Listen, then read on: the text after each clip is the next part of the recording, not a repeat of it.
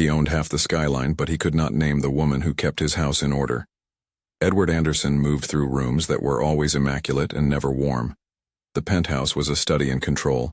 Panels of glass that held the city at bay, a dining table polished to a mirror, a single-place setting where he ate alone most nights. Light arrived on schedule, filtered by blinds he rarely touched. Every surface hummed with design and intention. Nothing wandered, nothing lingered. Outside, the city pulsed with lives he financed and buildings that bore his name. Inside, time was a ledger, and people were entries. Yet in that regimented life there was a small, steady irregularity. A folded apron on a coat hook. A pair of shoes that were carefully lined but not his. A faint scent of lemon when he passed the service door. The woman who moved through those details, quiet, efficient, present, was a fixture he had never examined closely. Her name was Lucy, Thomas told him once in passing, the housekeeper of 12 years. He remembered the name like a line item on a report, clear, necessary, impersonal. He had seen her in the mornings, her back steady beneath the weight of routine. He had not known she left the house every day before sunrise or that she hummed while she worked, a soft tune he could have missed if he had ever asked to sit in the kitchen for longer than a courtesy breakfast. Curiosity is a small thing until it becomes an ache. For Edward, it began as an odd friction in an otherwise perfect mechanism. A colleague mentioned, almost jokingly, that people like Lucy often had lives in the city's margins. Children, errands, whole histories beyond the estate's gates. The remark lodged in him like grit in a shoe. He found himself noticing Lucy the way someone finally notices the clock in a room where they've always lived. He had never listened to its sound until suddenly it kept time for him. He began to catalog the precise fold of her apron, the faint calluses on her hands, the way she paused at a photograph on the mantelpiece for no longer than a second. Once, as he left through the service entrance, he saw her hurry down the lane with a small brown parcel under her arm. She moved like someone who had learned to fit her life into edges. That image stayed with him. It made the penthouse feel like a display case. Then, one rainy morning, curiosity walked into compulsion. There was no plan. A detail, a mention of orange flowers, a sketch, a child's laugh overheard while Lucy hung a curtain, nudged him until he arranged for his driver, Patrick, to take the long route. He told himself it was just a quick stop, a way to see the person behind the neatness. The truth was simpler and harsher. He wanted to see whether the life outside his gates had the same immaculate quality he demanded inside his own home. The car slid from the glass towers into streets that felt narrower the closer they got to the river. The world changed by degrees, the sheen of corporate steel replaced by brick stoops, the hum of air conditioning by the smell of laundry and cooked onions. Edward watched the city through a shield of rain and tinted glass, feeling a mild discomfort he did not often know. His suit, his watch, the thin gold tone of his restraint. These were tools that fit him like armor. Here, in the alleys and small front yards, armor felt unnecessary and awkward. They stopped at a pale blue house with paint flaking at the edges and a strip of garden brave enough to hold a single lemon sapling. A small wooden cross leaned against the doorframe, sun-faded. Edward looked at it with a curiosity he did not label. Patrick knocked, and then a moment passed that moved too slowly for the rest of him and too quickly for Lucy. She opened the door with her hand on the latch, apron neat, hair tucked back. She blinked at the stranger who filled her stoop, a stranger in a coat that made the rain slide from it like water off a stone. The hesitation on her face was not shame but surprise. A housekeeper does not expect the owner of the city's tallest buildings to stand at her threshold. Her first thought may have been of a gas reader, a vendor, an error in mail. She did not have the luxury of assuming. "Mr. Anderson?" Patrick said quickly, as if that would smooth the oddness. He wanted to. The sentence broke in the humid air. Lucy's voice was steady, close-mouthed. "Can I help you?" she asked. It was the practical question of someone who makes do with little. She glanced past him, into the narrow hall that smelled faintly of ginger tea and wet wool. Two children were at the table, their heads bent over paper, A small pile of architecture sketches lay beside a mug of cold coffee, pages edged with pencil marks and hope. Anna, 12 if a year, had the long-sighted focus of someone who drew buildings in the air before paper caught them. Raphael, 9, watched the doorway with an alertness that belonged to survivors of small, quick lives. At the end of the corridor, a figure sat in an armchair, a woman with hair silvered at the temples, hands that trembled sometimes when she reached for a cup. This was Mrs. Margaret. Her eyes found Edward with a clarity that surprised him. For a beat the room stilled, and the world of glass and silence receded. "Come in," Lucy said, as if she had been hosting guests like him all her life. Her invitation was courteous. Her hospitality was practiced, but not performative. She moved to the kettle without a show of haste, filling a tin pot with water, stirring in a slice of ginger. The house exhaled a human breath. It smelled of lemon peel and soap and the dry paper of Anna's drawings. Edward stepped across the threshold and felt how the house did not make room for spectacle. The furniture was worn but cared for. A chipped bowl of oranges sat on a shelf, bright, ordinary. A worn notebook lay open on the table, pages soft with use. Someone had pressed flowers and tucked them between pages. The cross at the door was not an ornament but a steadying thing. There was no reception committee, no orchestration. They made tea and sat as the kettle clicked. There were moments when words felt unnecessary. When Lucy and her children resumed their drawing and schoolwork, Edward found himself observing, an analyst without a problem to solve. He noticed the small ways life was kept going here. The careful folding of clothes, Anna's precise lines for a building she imagined, Raphael's crooked smile at a joke he whispered. These things were not for visitors. They were the private scaffolding of a family. Mrs. Margaret began to speak in fragments. Some sentences arrived clear as if polished, small jewels of memory. Other moments dissolved into confusion. She spoke of a garden she tended as a girl, names that belonged to rivers, the feeling of a summer sun that had no precise home. Edward listened and, in the listening, felt something unravel inside him. Not grief as a thunderclap, but an unfastening that made him very small. He thought of his own mother, of the polite distance that had grown between them before illness took her from him, of appointments he had postponed in favor of work. He had built a life of control around avoidance. When Mrs. Margaret reached for his hand with a clarity that cut through the fog, she named him as if she had known him from a different season. "You should come to the river," she told him, bright for the span of a sentence. "There's a bench with its wood worn smooth." For a moment she spoke as if memory and place were the same thing, as if someone could return by remembering. Edward's throat felt thick. He had not cried in years, not in a way that the world could see. There was a hot pressure in his chest and the room narrowed to focus on the woman's hand lying on his. Small, papery, certain despite tremors. The house hummed. Lucy hummed under her breath while she straightened a blanket. The tune was familiar, soft as a stitch. It was the kind of sound that stitches the edges of a life together. He excused himself and stepped into the alley, into rain that had softened to drizzle. It was as if the city had shifted its gravity. He was a man who negotiated billion-dollar deals with a calm voice, yet here, outside a pale blue house, he felt rudderless. He had come by curiosity and left with memory, with the sudden nakedness of a man who realized his life had organized itself around accomplishments instead of company. On the drive back, the towers returned like a staged backdrop. Lights blinked from glass as if to reassure him. He sat in a quiet that felt too loud. His mind catalogued the ordinary things he had seen: a lemon sapling, a child's drawing of a house with arches and a garden, the faint wooden cross at a doorway. Each was a marker of a life that continued without him noticing. He had always assumed presence could be purchased. Presence, he saw now, was not an item you signed for. It was a choice someone made every day. That evening he did an unusual thing. He called Thomas. The voice on the other end was efficient, the kind that had learned the code for decisions and files. Edward did not leave a directive. He asked a question about Dr. Patricia Owens. the neurologist Thomas had mentioned in a list of recommended specialists for corporate executives' charitable programs.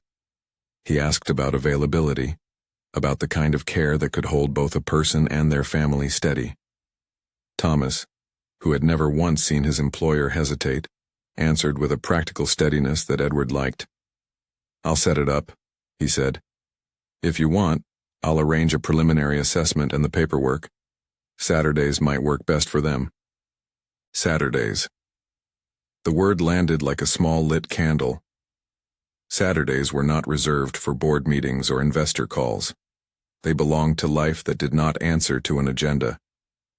Edward felt an unexpected warmth at the thought. He did not say why he wanted it. But the truth that will not be spoken aloud often governs action more definitely than any public statement. When he hung up, he sat with a slow, careful reckoning. He found himself counting the ways he could show up that did not feel like a deposit made into a ledger of guilt. He imagined a different kind of presence, one that stayed more often than it came for ceremonies.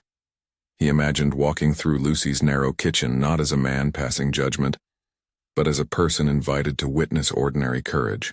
The next Saturday, impulsively more than by plan, he instructed Patrick to take him to the pale blue house again. This time, he arrived with a small practical gift, a new kettle they could use and a few vouchers for groceries. He told himself the gifts were useful, that they solved concrete needs. But he also knew, in that honest place people seldom name, that he wanted permission to be there.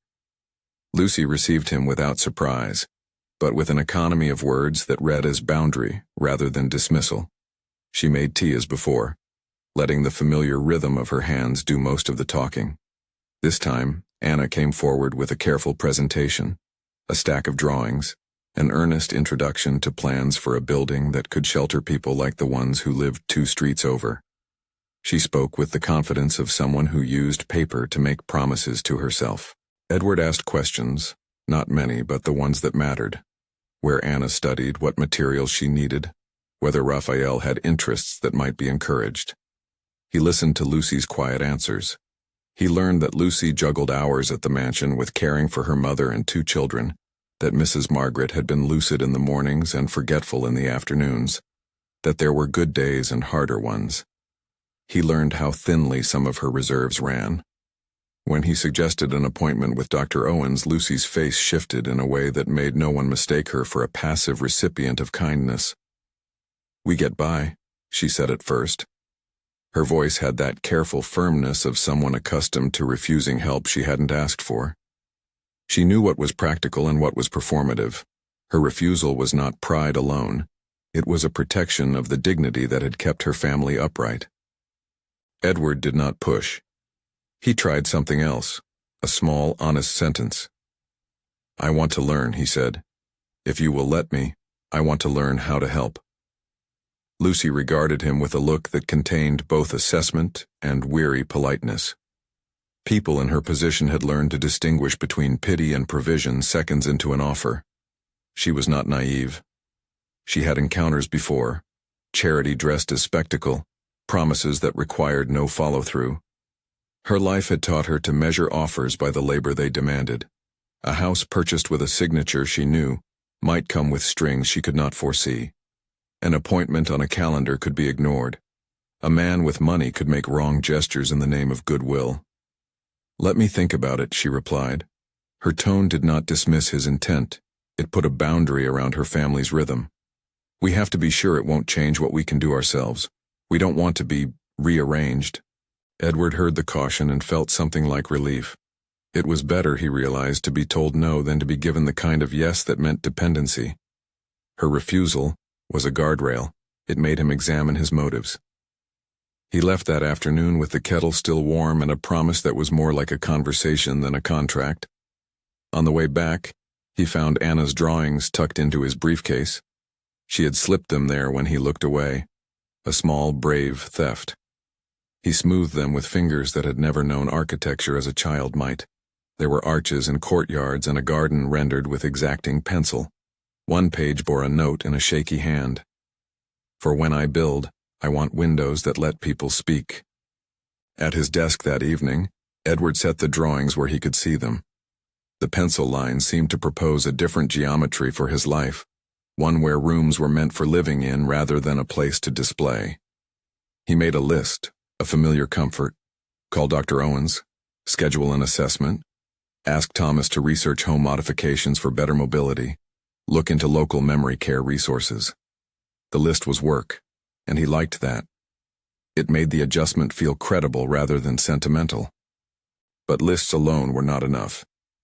That night he found himself in a way he seldom permitted, unscheduled and unguarded. He remembered his mother's hands, the way she had taught him to button his coat and then later to conceal the times she forgot his name. Memory is treacherous, at once a balm and a wound. He had built towers to keep pain at a manageable distance. Now, standing in his apartment with Anna's sketches before him, he realized how hollow those defenses had been. They were efficient, yes, but not human. He started to go on Saturdays. His visits were not long, they were not announced with fanfare. He learned the hum that Lucy's mouth made when she straightened a pillow. He learned that Mrs. Margaret remembered certain hymns and the smell of lemons, that she sometimes called Edward by a nickname that belonged to another life. There were days when Mrs. Margaret did not know where she was or who the visitors were, and those days felt like winter. There were other afternoons when her eyes were bright and a clear, lucid story spilled out, memories of a son who had sailed away, laughter with neighbors long gone. Those shreds of clarity were treasures that required careful care. Edward began to understand the logistics Lucy carried with quiet competence. There were forms to file for public support, phone calls to a neighbor, Mrs. Cole, who came over during the day when Lucy could not be both at the mansion and at home. There were visits to clinics that required paperwork and modest fees that ate into Lucy's modest wages. He watched Lucy navigate these small fights with a calm that was not cynicism, but endurance. She had learned to govern scarcity with dignity. On one particularly clear morning, as sunlight slanted across the table and made Anna's drawings glow, Edward rose to fetch the mail. He found, tucked beneath a utility bill, a letter with a hospital brochure clipped to it, an overview of memory care options and fees listed in stark, unadorned numbers. Edward carried it to Lucy as if carrying a fragile thing. She read it while Raphael hovered behind her chair, a boy who made small surveying motions with his hands as though measuring spaces for safety.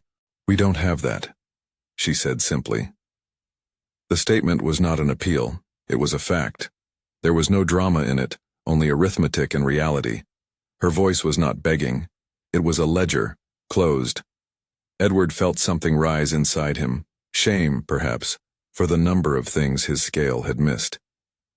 He had signed checks with figures larger than anything on that paper, yet here was a family whose life was stenciled by minimal sums. He did not offer money then. He did something less flashy.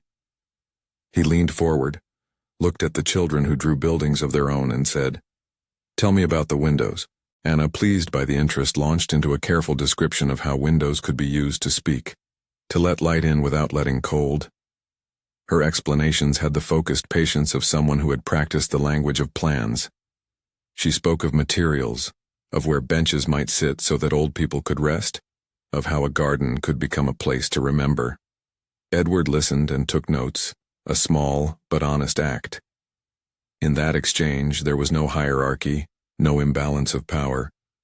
There was the simple commerce of attention. The weeks that followed were built out of such small trades. Edward learned to bring groceries that were suited to a kitchen used by careful hands. He bought a kettle that boiled more quickly, and a lamp that gave softer light for the evenings, when Mrs. Margaret's restlessness kept her awake. He helped fill out the forms for a registration that would allow some support services to visit the house. None of these things felt like a grand gesture. They were practical. They required patience. They required paperwork. And patience, as Edward discovered, was more labor than he had anticipated. Paperwork meant signatures. Signatures meant verification. Verification meant a trip to a municipal office where forms were processed in fluorescent light by people who could not be persuaded by a name or title. He sat in a waiting room that smelled of coffee and formica, filling in lines in ink and listening to Lucy advocate for a slot, with a steadiness that made him admire her more than any trophy. She knew the right questions to ask, understood what was prioritization and what was not, and when she asked for a daytime helper from a neighbor, it came from the logic of someone who measured help in increments of need, rather than in charity. "You can hand me the checks," she said once when Edward offered more than she had asked, "but you cannot file my forms for me." It was a sentence that both refused and accepted. She wanted not the spectacle of salvation, but the dignity of participation. Edward took the lesson in with the awkwardness of someone learning a new language. There were evenings that left a bruise of quiet in him. He would sit alone in his apartment after a day among the cluttered charm of the pale blue house and feel simultaneously richer and poorer. The rich part was tangible. He had more money than he needed. The poor part was a truth he had not faced, that wealth had been his substitute for connection. He began to measure success not only by towers and bank ledgers, but by whether someone could call his name without schedule. He found himself imagining a small switch in his life, a reorientation that replaced interruptions with presence. Yet he was careful. He had been warned, subtly and often, by other people who had seen wealthy men try to buy back what they had missed. Thomas, who kept the calendars straight and the calls polite, offered practical counsel. "If you want to do this," Thomas said once as he organized a file, "make sure it's sustainable.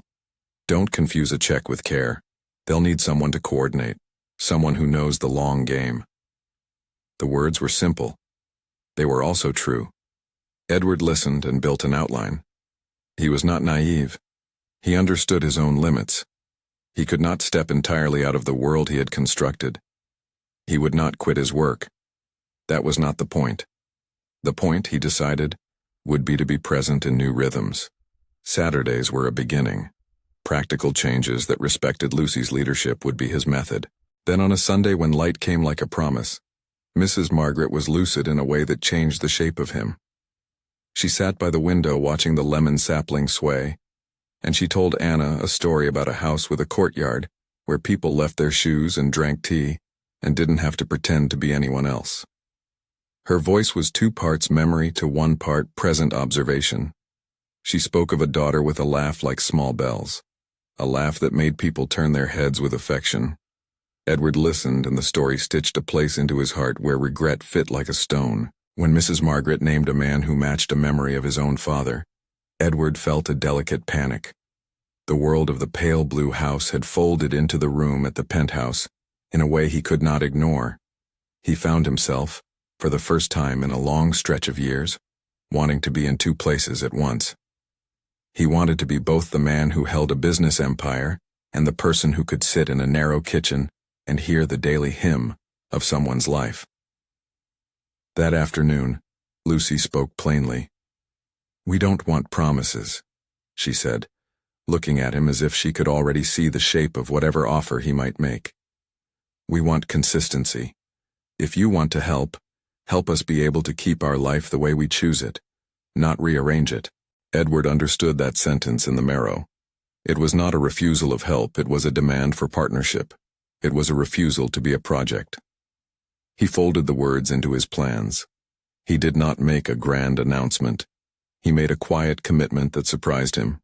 To be present, to learn, to follow Lucy's lead when it came to her family's needs. By the time evening closed in, Edward had taken 1 more practical step. He asked Thomas to reach Dr. Patricia Owens's office and see about an assessment that could guide them toward the care Mrs. Margaret needed. But even as he set the wheels in motion, he knew lists were only a start. There would be forms, meetings, resistance, and adjustments. There would be days when Mrs. Margaret would be lucid and evenings when she would not recognize a familiar face. There would be laughter and small private triumphs, Anna's first acceptance into a community college architecture program perhaps, or Raphael's sudden interest in geometry that made Edward think of foundations and roots. There would also be bureaucratic delays and the quiet sting of boundaries respected. That night, for the first time in years, Edward slept without setting an alarm for dawn. He woke with a memory of humming in his ears, the same low tune Lucy had trilled while she polished spoons. It lodged inside him like a small, persistent insistence. Presence over provision. It felt absurdly like a revolution. He did not yet know where this would lead. He only knew that a simple stop at a house painted pale blue had shifted the axis of his day. The city's glass towers still gleamed and their reflection still held his face. But something inside him had been altered. An eye that had always watched for returns now watched for human stories. The first act had not been to take a wallet from his pocket and solve everything. It had been to stand at a doorway and listen. The change did not announce itself with trumpets. It arrived like the quick sprout of the lemon tree in Lucy's yard, small, stubborn, determined to grow. He felt unsettled in a way that felt good. He was a man who built things. Now he wondered what it meant to rebuild a relationship. The thought was both unfamiliar and necessary. He made a quiet plan to return on Saturday. He would not present the family with the sudden weight of his resources as a way to erase their pasts. He would offer and be refused, and respect the refusal. He would work on the logistics, the paperwork, the small acts that made daily life gentler. He would let Anna teach him about windows. He would come back with patience and with the willingness to be summoned rather than to dictate. As he left the pale blue house for the second time, Anna waved from the window, pencil tucked behind her ear like a marker of intent. Raphael mouthed an invented secret. Mrs. Margaret, sleepy and content, watched the door close with a small, steady gaze. Lucy looked at Edward in the way one looks at someone being tried in the currency of real action. Careful, measured, not yet convinced, but not yet closed. Outside, the city spread itself like a map. Edward climbed into the car and felt the quiet as a thing that might either heal or unsettle him further. He did not know the full path, but the axis had shifted. That small, simple stop had done what his towers never had. It had made him notice. If you like stories that remind us what really matters, like and subscribe. The next days would be a practice in patience. He began with small practical steps. A call placed to a neurologist's office, a quiet conversation with Thomas about scheduling, and a notebook opened to keep track of the needs the family voiced. He wrote down the items Anna mentioned: drafting supplies, a mentor who could guide a young architecture student, scholarships that covered materials and travel for competitions. He wrote down Lucy's logistical list: help with paperwork, daytime support so she could balance her hours, a reliable neighbor who could come by on tough afternoons. When the call to Dr. Owens's office connected, he discovered that even with resources, the path forward required insistence and patience. The receptionist put him on hold. Forms needed to be faxed. A prior authorization had to be obtained. The process was slow, granular, and oddly humbling. He paid fees, filled out intake forms with Lucy by his side, and waited while the bureaucracy rolled. In that slowness, he learned a new kind of humility. The one that comes from recognizing that money accelerates processes, but does not erase human procedure. On a gray Wednesday, he accompanied Lucy to a clinic where a nurse with patient hands took Mrs. Margaret's pulse and asked questions that trailed like threads into the past. The neurologist, Dr. Patricia Owens, met them in a small office where diplomas hung in modest frames and books leaned against each other as if to hold up the wall. She spoke plainly about Alzheimer's. There were treatments that could ease symptoms, strategies that could improve quality of life, and days when memory would be bright, and others when it would falter. There was no promise of return to what had been. There were, instead, plans to make the present more bearable. "That's the work," Dr. Owens said, looking at Lucy with professional tenderness. "We make the days better where we can. We build routines that anchor her. We help the family carry the weight." Lucy listened, her hands folded like a woman who had folded so many hems that the action had become a prayer. She asked questions about medications, about when a home aid might be appropriate, about what to do when Mrs. Margaret woke disoriented in the night. Each question was practical, direct. She weighed options the way she weighed ingredients for a stew: what produced substance, what would spoil without attention. Edward watched the exchange and felt a weird relief. Here were problems with steps and answers that could be measured. He liked that. He felt useful.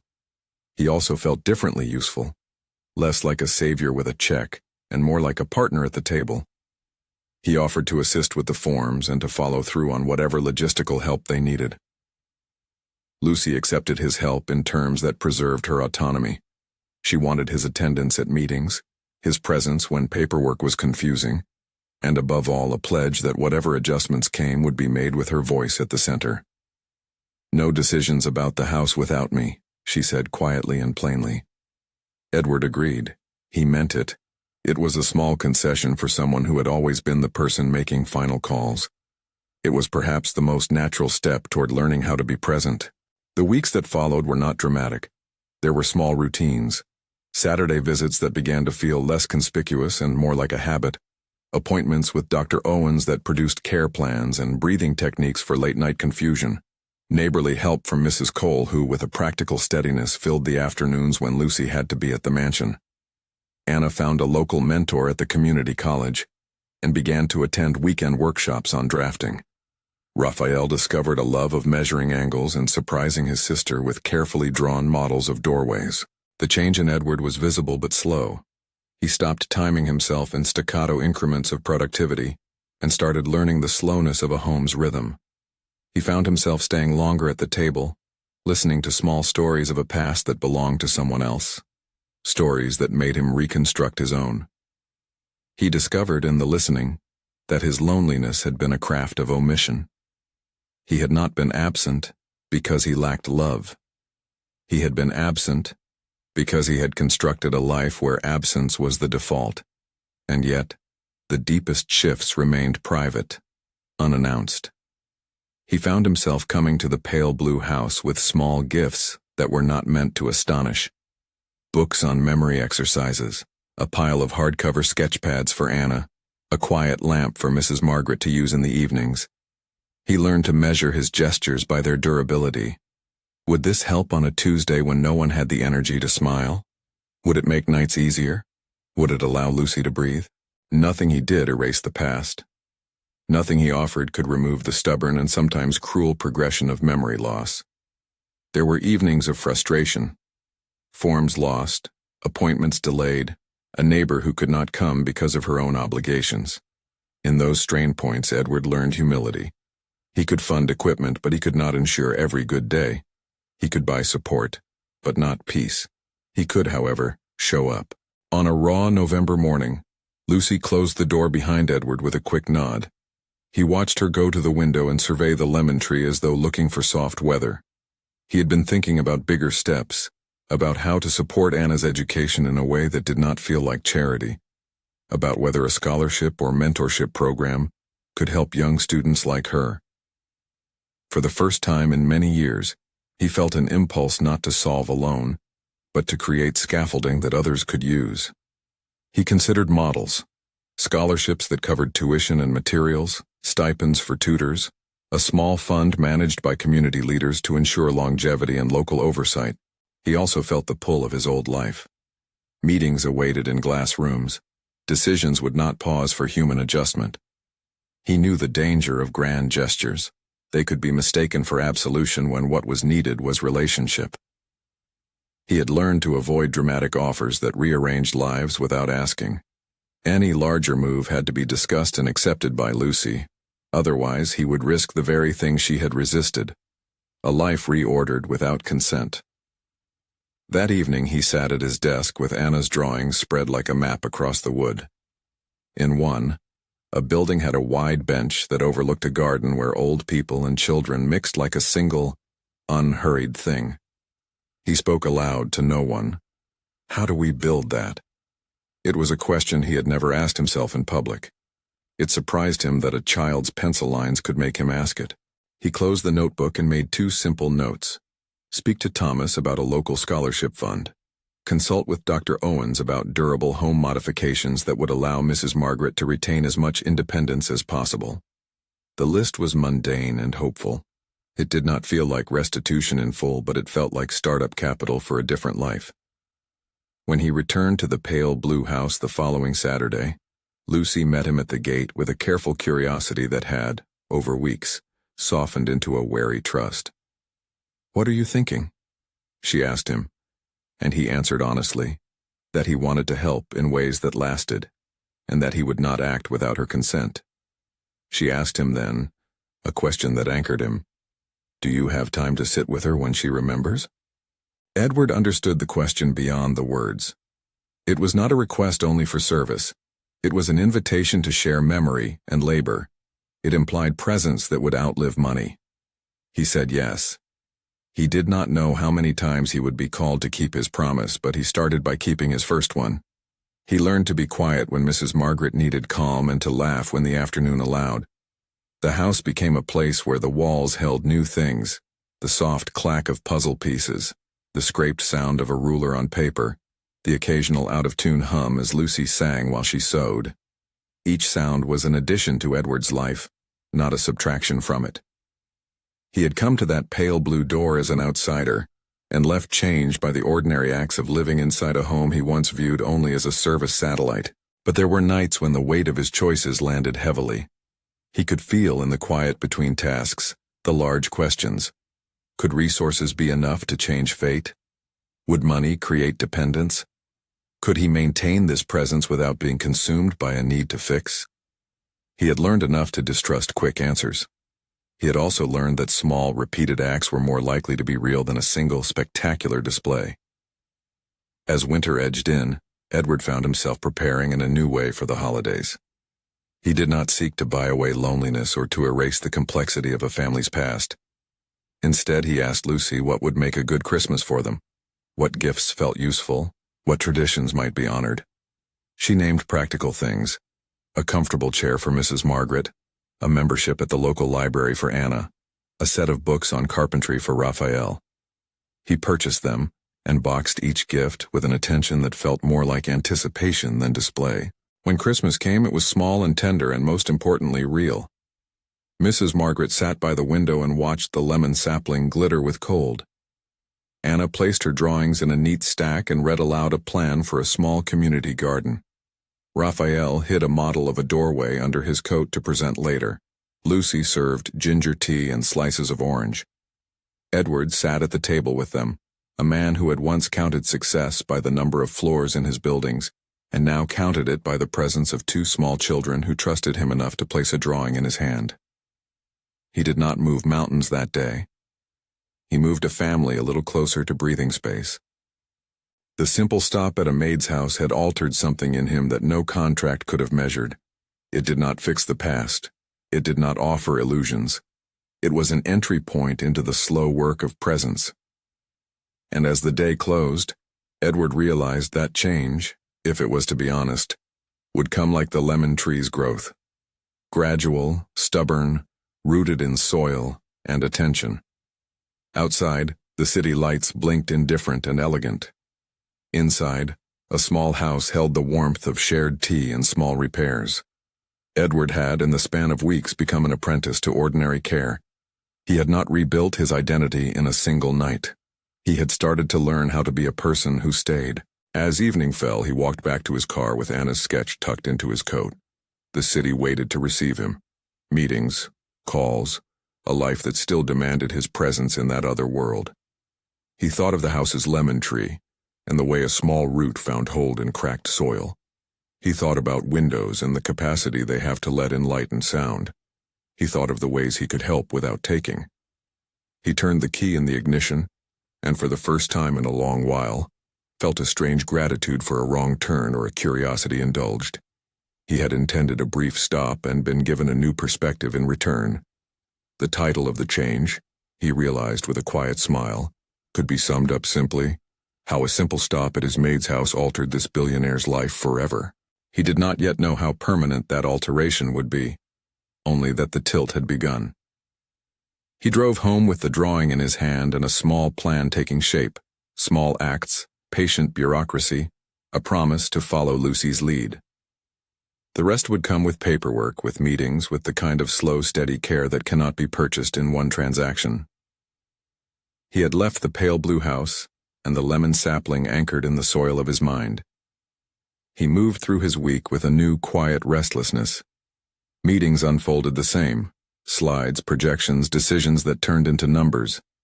Yet between calls his thoughts returned to a narrow porch with a wooden cross, to a kettle that clicked, to a pencil-scratched plan of windows where light could let people speak. The sketch lay on his desk like an accusation, and an invitation at once. He began to take the long, slow steps that make change credible. Not a single dramatic act, but a sequence of careful administrative moves. Thomas handled the obvious logistics with the same precision he brought to every file. He looked at Edward with an expression that asked whether this was another impulsive indulgence. Edward had learned how to answer that question differently. He said nothing flashy.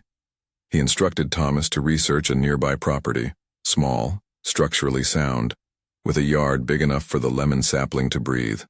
He asked Thomas to consider legal structures that preserved Lucy's control, title in her name or a family trust she could oversee. He wanted the gift to be restitution, not possession. "Keep it discreet," he told Thomas. "No press, no announcements." Thomas nodded, but the youth in his face softened when Edward added almost as an afterthought, "Include options for a maintenance fund and local oversight. We'll work with community leaders for stewardship." Discretion mattered. Edward knew the danger of spectacle.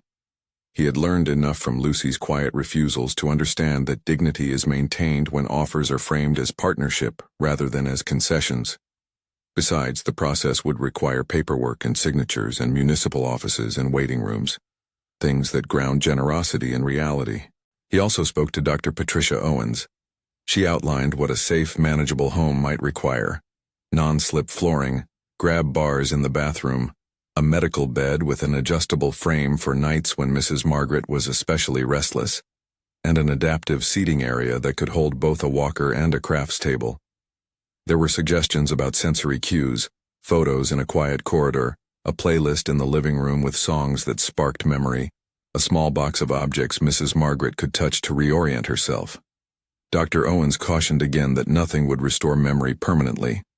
What they could do was build scaffolding around the present. Edward read the plans she supplied and then read them again. He liked plans. He saw how to convert them into brick and wood and durable equipment. More than that, he saw how to convert them into a new rhythm. Saturday mornings when a man who had once measured a life in square footage would learn to measure it in conversations. The property search turned up a modest two-bedroom house a few blocks from Lucy's pale blue home. It had a small yard with sun enough for lemons and a stoop the size of a handshake. The price was reasonable. The structure needed work: ramps, widened doorways, a simpler heating system. Thomas sat beside him with a legal pad and lists. "We can set up an escrow," he said. "We can arrange for the deed to go to Ms. Lucy Anderson, if she'll accept it. And we can take care of taxes and filings in a way that doesn't impose ongoing obligations on her. Make sure there's a community-appointed oversight," Edward said.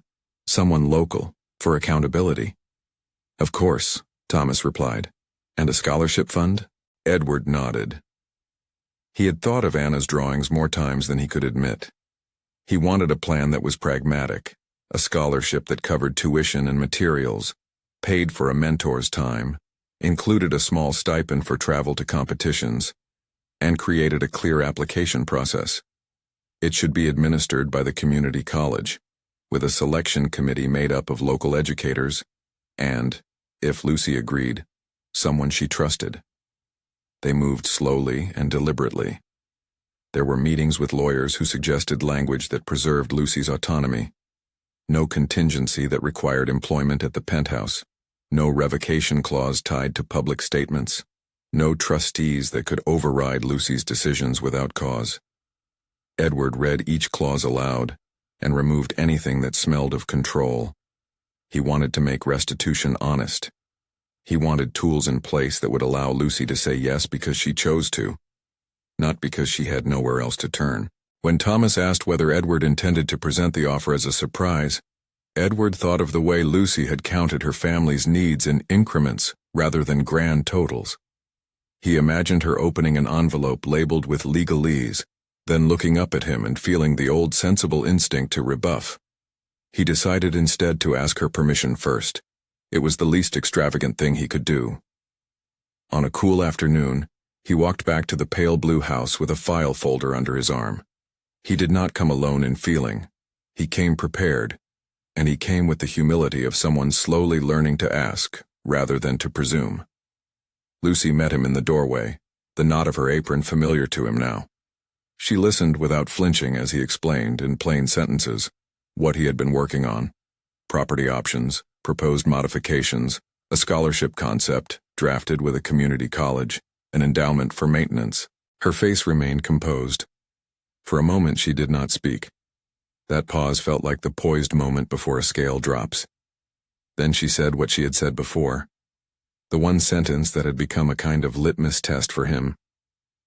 "We don't want promises." "I know," Edward answered. He kept his voice steady. "We don't. I want to do this with you, not for you. If you want nothing to change but fewer nights awake, we will do that. If you want to keep working at the mansion, nothing about this will be tied to your job. You'll own the house. The scholarship will be administered outside my offices. We will set up a local board. You'll name who sits on it. If you want someone else to make the call, that's fine. If you want me to be kept at arm's length, I will be kept at arm's length." Lucy looked at him then, and in her eyes he saw the exact thing he had feared and also the exact thing he had hoped for. An active weighing of his offer. She asked practical questions, about taxes, about whether the maintenance fund could be used without bureaucratic hurdles, about the scholarship's selection criteria. She did not ask who would notice the gift on social media. She asked whether, if she accepted, her mother could keep her name on the mailbox, and whether Anna and Raphael would have privacy as they moved. Edward answered with facts, names, and timelines. He showed her the legal language that would put the title in her name, and the clauses that would keep the scholarship accountable to local educators. He explained that he would only fund an endowment, and that withdrawals for taxes or emergency repairs could be made by the community-appointed trustee at Lucy's request. He told her honestly that something like this could complicate things, that there would be forms and signatures and trips to municipal offices and times when the process would feel absurdly slow. He said he would help with those steps if she wanted, but that he would never file anything on her behalf without her presence. "Let me sleep on it," Lucy said finally. "I have to be sure the house will be ours and not a different thing." He left her that night with no envelopes, only plans and a promise to wait. Waiting felt like a test of sincerity, and he welcomed it. A gift that rushed a person into a new life without their consent was no gift at all. He had been humbled enough to know that. When Lucy called to say she would come to the mansion for a conversation, Edward planned the evening with care. He invited only Thomas and Patrick and Dr. Owens to be present, practical witnesses, not an audience. He did not want fanfare. He wanted honesty. He asked Lucy to bring the children and asked Anna to bring her drawings, because he wanted what he offered to be framed by the work she had already made. The mansion did not feel like a theater that night. The polished table was set, but Edward resisted any decorative flourish that might feel like spectacle. They sat with simple tea. The children were nervous and curious, watching the high ceilings as if they were a different sky. Before he reached for an envelope, Edward spoke. "I came to your house because I wanted to learn how to see," he said. "I thought it would be right to tell you what we have planned and to let you decide." He slid the folder across the table. Inside were papers, an offer to purchase the two-bedroom house nearby, legal language moving the deed into Lucy's name if she accepted, plans for the modifications Dr. Owens recommended, and a draft charter for the Anna Anderson Scholarship. The scholarship spelled out coverage, tuition for accredited programs in architecture or vocational trades, a materials allowance, a mentorship program to pair recipients with professionals, and a modest travel stipend for competitions. The scholarship would be administered by the community college, with a selection committee that included a representative from Mrs. Cole's neighborhood association and a seat reserved for someone Lucy trusted. Lucy read the pages carefully. When she finished, she folded the papers and set them back on the table. "You're asking me to take ownership of something I've been told I cannot have," she said, voice even. "Are the taxes paid? Who will maintain it when I am not able? Will Anna be expected to do anything in return?" Edward answered calmly. "All taxes will be covered through an endowment. Maintenance will be funded. There will be no expectation that Anna or Raphael work for anything in return. The scholarship is for education, not for labor. And if you ever decide you want to revert the trust to a different arrangement, we will sit down and you will decide." Silence followed. the kind that is not empty but full of thought. Finally, Lucy lifted her eyes. Her voice carried a tiredness and a clarity that had become a rare sort of armor. "Why do this?" she asked. Edward felt the weight of that question, the simplest of all. He could have given many reasons: guilt, memory, the human need to repair. He chose a short truth. "Because you showed up for me before I knew there was a part of me that needed showing to," he said. "And because Anna drew a building where the windows let people speak. I want to help build that." Lucy's smile was almost a warning. Tender, but not to be relied upon as consent. She folded the scholarship charter and traced the letters with a finger. "We will accept," she said finally, "if the house is truly ours, and if the scholarship is run by people who live here, not by a man in a tower." Thomas handed her, not an envelope of obligation, but a small stack of legal forms prepared with the clauses they had discussed. Edward watched as she signed, not as someone signing away need, but as someone choosing how to live differently. The signing took time, and each pen stroke felt like a small deliberate ceremony. When Lucy finished, she pressed the final signature with a steady hand. She glanced up at Edward not with gratitude first, but with a practicality that felt like trust. "That's the only way I'll do this," she said. "If I can sleep knowing the yard will be ours and the house will carry our name, then we will accept help. But we will run our home." Edward had expected resistance and prepared for it. He had not expected the quiet dignity of consent. When Anna, cheeks flushed with a girl's shy pride, slipped from her seat and wrapped her arms around him, he felt something like a repair settle into the seams of him. Raphael, more circumspect, tapped the edge of a sketch and nodded as if to say this was real. Lucy allowed the hug for a moment and then stepped back with a small, careful smile. The next weeks were work. There were contractors who measured doorways and removed thresholds. An occupational therapist recommended non-slip strips and a soft, wide bench by the back door for sitting while putting on shoes. Dr. Owens coordinated devices and a medication schedule that prioritized comfort and orientation. Edward sat through municipal meetings and stood in line to sign permits. He learned to appreciate the small embarrassment of home improvement. A man in expensive shoes shifting sand to make a ramp fit into a yard. It was humbling in the best way. Mrs. Cole organized brunches to welcome the family's move. Neighbors brought casseroles and the kind of practical dishes that last the week. A local carpenter donated time to craft shelving for Anna's drawing supplies.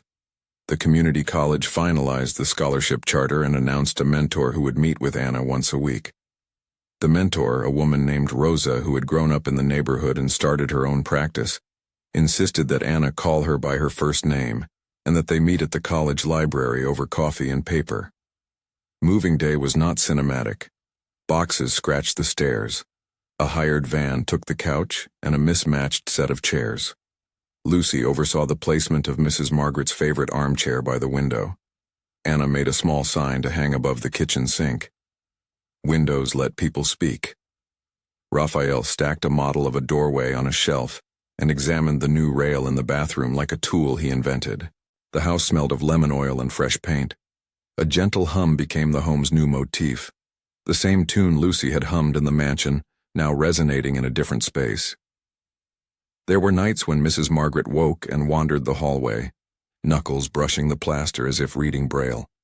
There were days when she remembered a neighbor's name with uncanny clarity, then forgot where she had placed her spectacles 2 minutes later. Dr. Owens visited regularly, adjusting medication, recommending music, asking all the questions she had before numerals had to be involved. Edward's involvement shifted subtly. He had expected large acknowledgments but found instead the quieter work of presence. Showing up to help lift a sofa, sitting at the kitchen table while Anna explained the structural use of an arch, helping Mrs. Margaret arrange photographs in a memory box. He learned to be practical and small, running an errand for prescription refills, taking Anna to a materials store for drafting paper, noticing when Lucy needed a day when no one came calling. There were hard moments. Paperwork would misplace. Utility companies required additional verification. Residents unfamiliar with sudden changes would offer kindness in clumsy ways. On one night, Mrs. Margaret, lucid and radiant for an hour, asked for a song from long ago. She sang lines that made the rooms ripple with a tenderness Edward had not permitted himself to feel in public. Then, as nights are prone to do in these illnesses, the clarity would recede and come back later, like tide. Those oscillations refused tidy narratives. Edward had to learn to accept that. Months passed. The scholarship was formalized with criteria that balanced promise and need. It covered tuition for accredited programs, a yearly materials allowance, mentorship sessions, travel funds for regional competitions, and a small living stipend during one summer internship. The fund was administered by the community college on a rolling basis, with a committee made up of local educators, a representative from the neighborhood association, and a seat Lucy could fill as she wished. Anna applied and was accepted as the scholarship's first recipient. The announcement was a small local affair, a modest ceremony at the community college with coffee and a banner. Edward attended, though he tried not to make the day about himself. Anna spoke about windows and the way a building could become a voice. She thanked her mother and Mrs. Margaret first, then the mentor, then the scholarship committee.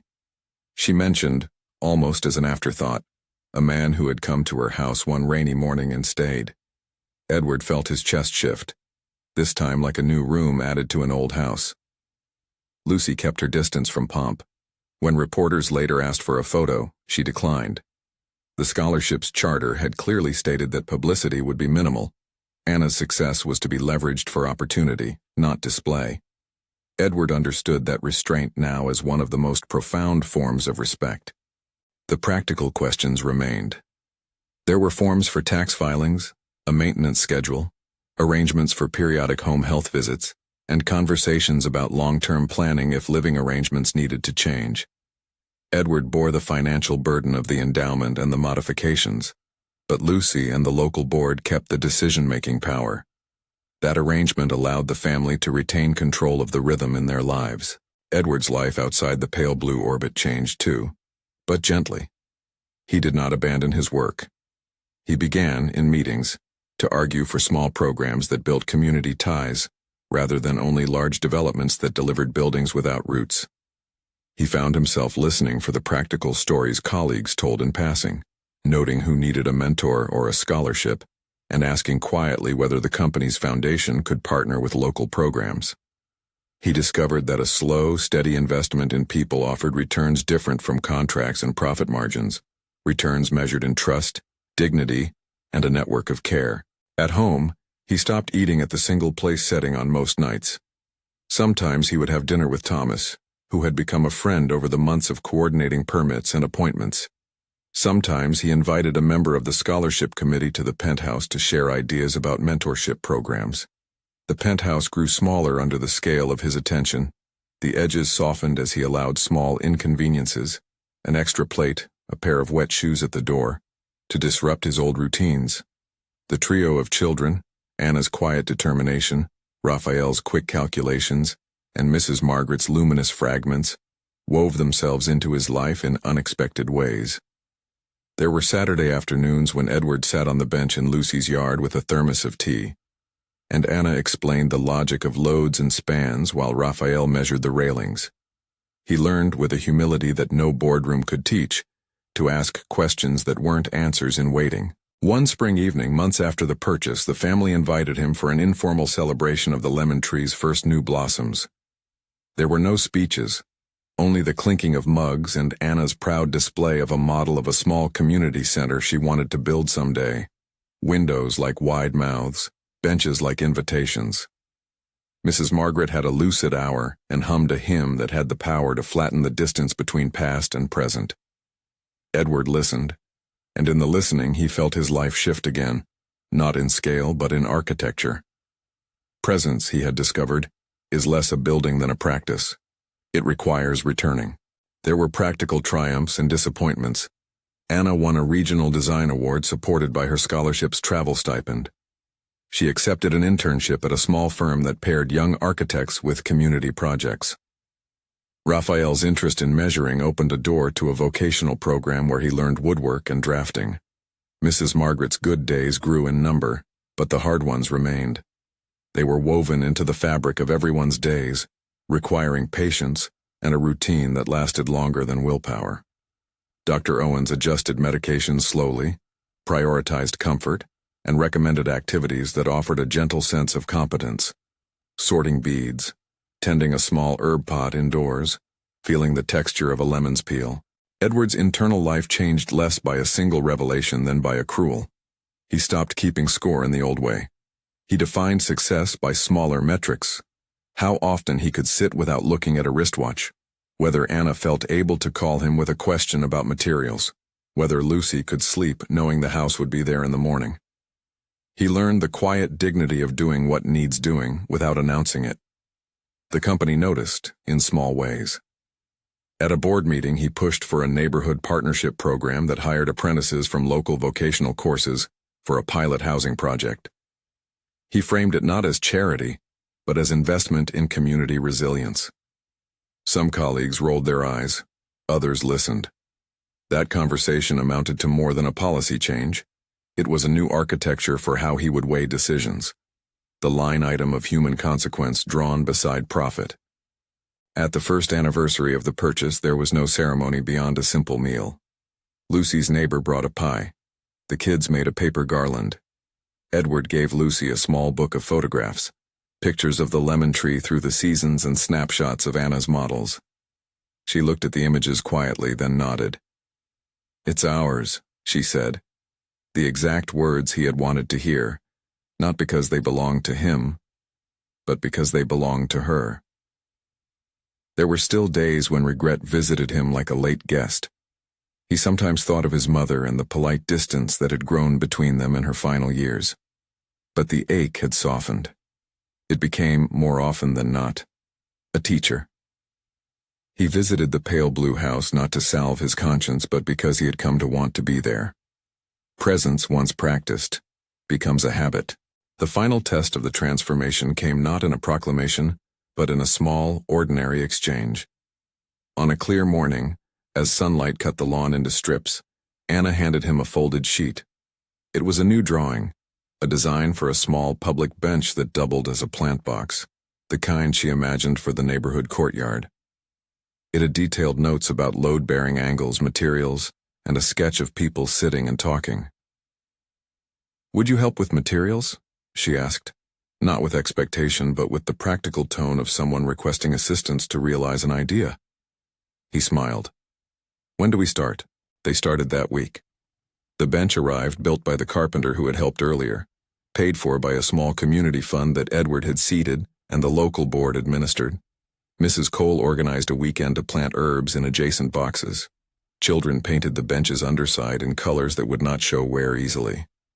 When they sat on it at the end of the day, the people around it, neighbors, a few students, Lucy's family, talked in a way that made the space feel lived in and intentional. On another ordinary evening, Edward found himself in a room where people were not measuring his worth in square footage. He had become fluent in a new language. The names of plants in the lemon tree's bed, the best time to stir ginger tea for a restless night, the rhythm of a family's quiet. He had not erased his old life, but he had enlarged the map of it to include other people's neighborhoods. The final softer climax of his change arrived not with a ribbon cutting, but with a quiet confession over tea. One Saturday, when Mrs. Margaret was particularly lucid and humming the same tune that had drawn him months before, she placed a hand over Edward's and said, "You stayed." The sentence was simple. It contained no judgment, only an observation that landed like a small blessing. Edward felt something loosen, like a rope finally slacked. He answered without grand words. "I did," he said, "and I will keep coming." Years later, Anna would recount in a quiet interview how a man in a suit once knocked at their door and remained. She would describe the scholarship that allowed her to study, the mentor who taught her to measure light as thoroughly as load, the bench she helped build, and the way the neighborhood sat on it like a single organism. She would honor her mother's steadiness and her grandmother's small, bright memories. She would never let the story reduce Lucy to a recipient or Edward to a savior. The story, properly told, would name the small truths. That people who show up can change the map of a life, and that restitution requires listening. In the mansion, The empty place setting remained on some nights, but not as often. Edward had not altogether traded solitude. He had learned to let it come less frequently, and to be less ashamed when it did. He had made practical changes at work and humble commitments at home. He had learned that wealth could remove barriers but not replace the slow work of companionship. On the anniversary of that rainy morning, he drove once more to the pale blue house. The lemon tree had grown stronger. Its branches carried a scattered cluster of small fruit. He sat on the bench Anna had designed and let the city's distant hum be nothing more than background. Lucy handed him a mug of tea and, without ceremony, said, "You remembered the kettle." He did remember. He had learned how to carry a life keyed to presence. He had also learned that presence sometimes looks like paying for necessary repairs, sometimes like sitting through a reading of a child's plan, sometimes like admitting you were wrong. The most important thing, he now understood, was not the size of the gesture but the steadiness of the return. If this story has a little moral, it is that the simplest stop can alter not only a person's schedule, but their axis. A man who once measured life in towers began to measure it in windows, benches, and the small rituals that make up a family's day. He came to know, slowly, imperfectly, that what he had thought could be bought was in fact a practice. Showing up. So the house stayed in Lucy's name, the scholarship continued to fund young designers and tradespeople, and Edward continued to come on Saturdays. He still signed contracts and sat in meetings, but he did so with a horizon that had widened to include a lemon tree and a child's drawing about windows. He had not been redeemed in a single instant. He had been reshaped by a series of patient, sometimes clumsy acts that, repeated, became a life. Who in your life needs you to show up? Call them, visit them, sit with them a while. Then if this moved you, like, share, and subscribe.